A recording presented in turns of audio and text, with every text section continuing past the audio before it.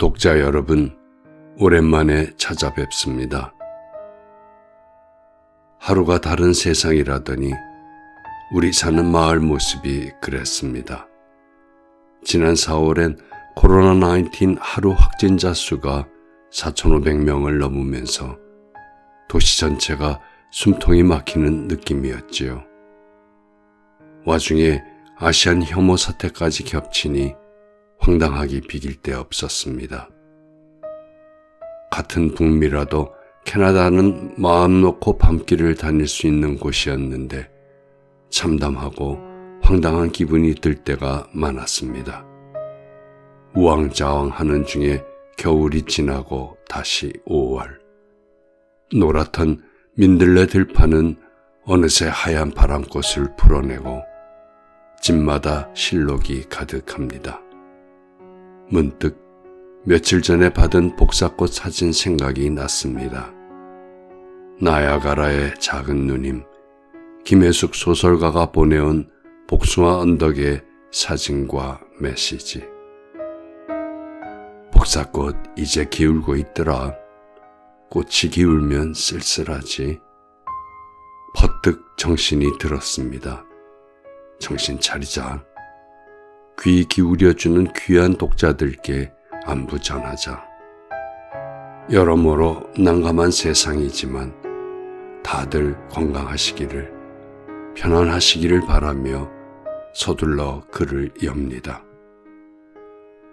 이번 작품은 울음소리로 정했습니다. 문예지 문예감성에 발표된 단편입니다. 박진감 있는 전개 속에 드러내는 심상의 날카로움이 한편의 독립영화를 보는 듯 순식간에 집중하게 합니다. 역시 김혜숙의 소설다운 치밀하고 섬세한 흐름이 돋보입니다. 감탄하다 보니 드물게 단숨에 읽은 소설이었네 싶어 다시 천천히 읽어봅니다. 읽을 때마다 다시 보이고 들리는 김혜숙 소설의 호흡이 한편의 시 같습니다.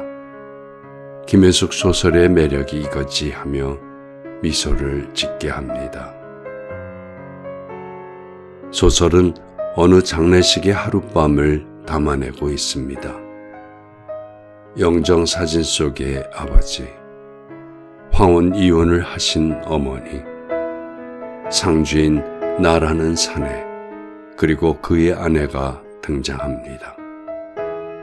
첫 문장부터 긴장됩니다. 그 긴장감은 처음에 속도감을 유지한 채 단숨에 독자의 가슴 박동을 종결점까지 이끕니다. 주저함 없는 생략과 내포의 전략을 깔고 은근한 반복을 이루며 작품의 주제를 명징하게 드러냅니다. 형제가 없는 내게 어머니마저 없는 사실에 화가 나 있었다. 서로 물과 불이듯 한 번도 어우러져 웃는 모습은 보여주지 않고 평생 살벌한 기운으로 싸우려고만 했으니 그 속에서 나 하나만이라도 생겨날 수 있었다는 사실은 기적인지도 몰랐다. 회갑이 지난 연세에 흔히들 말하는 황혼 이혼을 한 어머니에게 보내는 주위의 시선은 따가웠다. 그럴 수밖에 없었던 확실한 원인 제공은 아버지가 했음에도 어머니에게 유난히 차가웠던 이유는 그 이혼을 어머니가 고집했기 때문이었다. 자식에게 상처를 주면서까지 이혼을 하고도 당당한 어머니나 가슴속에다 시퍼렇게 날이 선 감정을 지니고도 아닌 척 시침대며 때만 기다리고 있는 아내. 나는 두 여자가 보여주는 빈틈없는 행동에 숨이라도 막힐 것 같았다. 비난의 손가락질이 쏟아질지언정 먼저 드러내어 그것에서 자유롭고 싶었다. 아버지를 용서하지 않은 어머니지만 같은 잘못을 저지른 자식의 허물만큼은 어머니도 들어주실지도 모른다는 확신이 생겼다. 그것은 한 번도 본 적이 없는 어머니의 우는 모습 때문이었다. 나쁜 사람이야 당신. 왜 참고 있는지 알려고 하지도 않은 이기주의자. 어머니 앞에서 난생 처음으로 응어리진 속의 것을 드러내고 있는데 자는 줄만 알았던 아내가 난데없이 벌떡 일어나더니 대뜸 소리쳤다. 영정 속의 아버지가 살아나온 일보다 더 놀란 나와 어머니가 한꺼번에 아내에게 시선을 주었다. 날 향한 아내의 노한 눈빛이 거침이 없었다. 애정없는 부부 사이에서 형성된 자식의 방관적 성향은 싫어하면서 그대로 답습하는 인생의 굴레를 보여줍니다.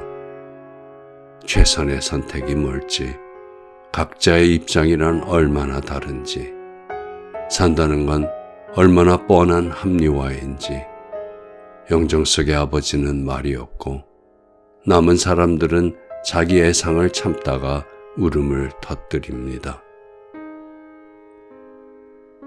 오랜 마음의 체증에 내가 울기 시작하자 어머니와 아내가 따라웁니다.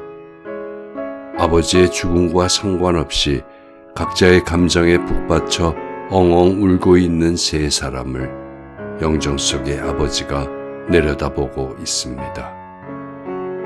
각자의 감정에 북받친 울음소리라는 표현이 우리네 인생의 참모습 같습니다. 마침내 빈소 같다는 마지막 문장이 깊고 푸른 여운을 독자의 마음에 새깁니다.